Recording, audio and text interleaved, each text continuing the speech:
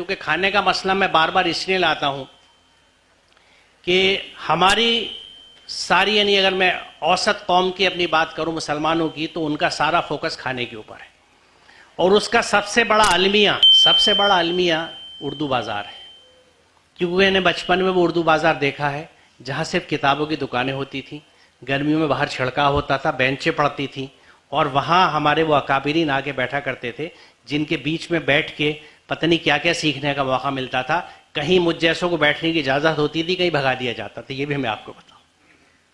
آج وہاں پہ صرف چکن فرائی اور فش فرائی اور تکہ فرائی، تو میں یہ سمجھتا ہوں کہ یہ ایک ٹرانزیشن ہے جو اس قوم میں ہوا ہے کہ یہ صرف پڑھنے یعنی دماغ کی غذا سے پیٹ کی غذا کی طرف آ گئی ہے، یعنی انسانی زندگی سے اب حیوانی زندگی گزار رہی ہے، اور ہم سب خاموش ہیں، کیونکہ پیٹ کا معاملہ حیوانی زندگی ہوتا ہے، ذہن کا معاملہ انسانی زندگی ہوتا ہے، اس ارتقاء کی بات ہوتی ہے جس کے نتیجے میں یہ انٹیلیجنس ہمیں ملی ہے، جس کا استعمال ہمیں کرنا چاہیے، اور جس کو فروزہ کرنے کے لیے، جس کو بھڑکانے کے لیے کتاب کی بڑی اہمیت ہے۔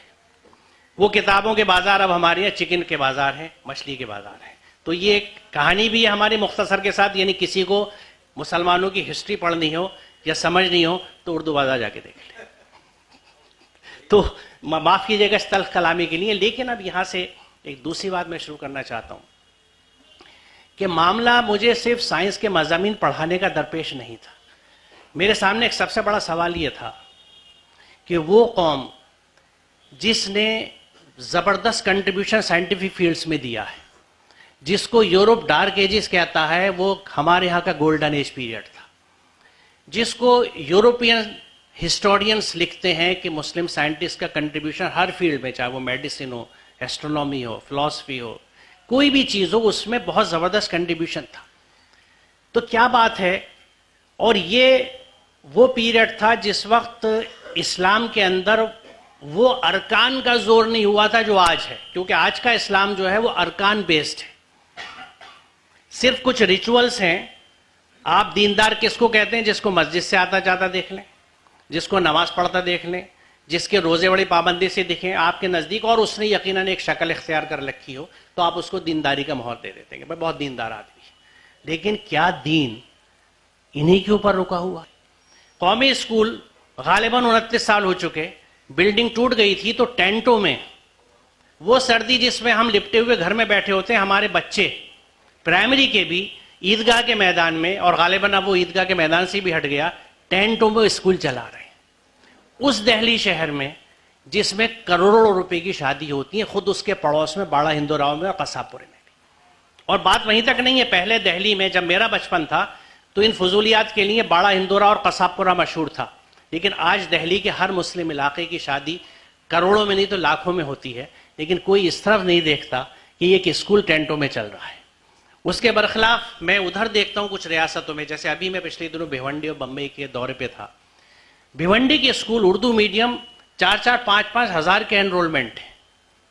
جو کام مہاراشٹر نے اردو میڈیم کے لیے کیا ہے اور اردو زبان کے لیے کیا ہے، میں سمجھتا ہوں اس کا نظیر کہیں نہیں مل سکتی، کیونکہ اتنے اردو میڈیم اسکول انہوں نے مضبوط ڈیولپ کیے ہیں، اور ان کی مضبوطی کا ثبوت یہ ہے کہ مہاراشٹر میں 4 میڈیم چلتے سی بی ایس ای میں، جب 12ویں کا امتحان اور 10ویں کا ہوتا ہے تو English medium, Marathi medium, Hindi medium, Urdu medium, کم و بیش غالباً ہر سال 10th اور 12th میں اردو میڈیم کے بچے ٹاپ کرتے ہیں، یعنی وہ انگلش میڈیم کو بیٹ کر رہے ہیں، مراٹھی میڈیم کو بیٹ کر رہے ہیں، اسی مہاراشٹر میں جس کو ہم ایک خاص جماعت کا گڑھ سمجھتے ہیں اور سمجھتے ہیں کہ تو اینٹی مسلم موومنٹ ہوگا۔ آپ محنت کر رہے ہیں تو کوئی روک نہیں سکتا آپ کو، مہاراشٹر کے رزلٹ ثبوت ہیں، ناگپور کے رزلٹ ثبوت ہیں اس بات کی۔ کبھی اچھا وجہ کیا ہے دیکھیے، اتنی ڈیڈیکیٹڈ ٹیم ہے ان ٹیچرز کی، 90% عورتیں ہیں، لیڈی ٹیچرز۔ آج سے 10 سال پہلے بھیونڈی کے دورے میں نے 8ویں جماعت کے بچوں کو انوائرمنٹل ایشوز پہ اردو میں کولاج بناتے دیکھا تھا۔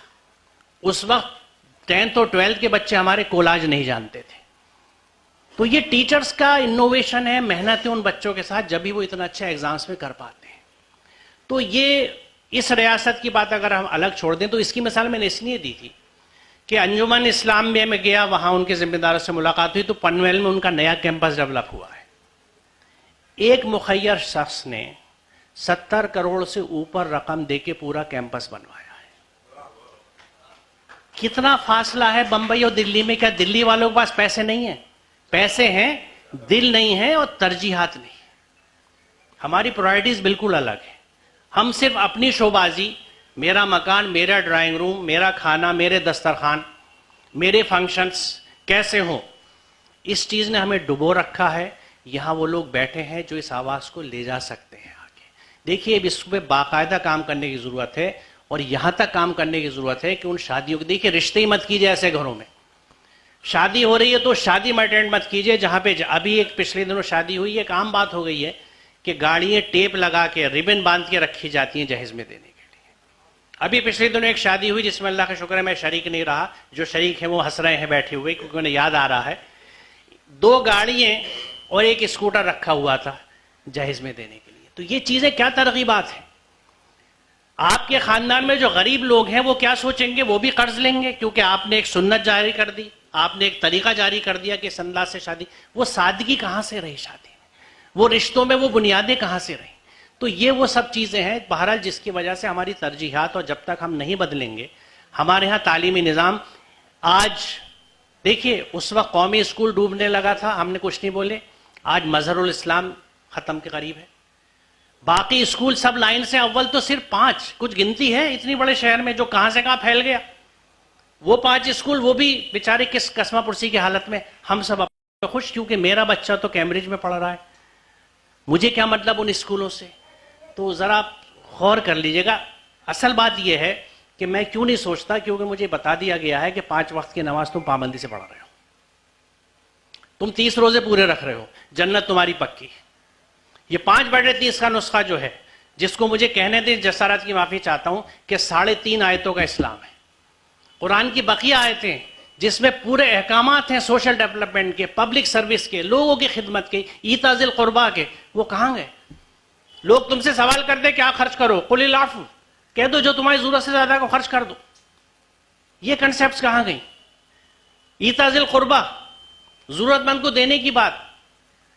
یہ ساری چیزیں کیونکہ بنیادی وجہ یہ پڑتی ہے آ کے کہ ہم لوگ قرآن سے دور ہو چکے ہیں.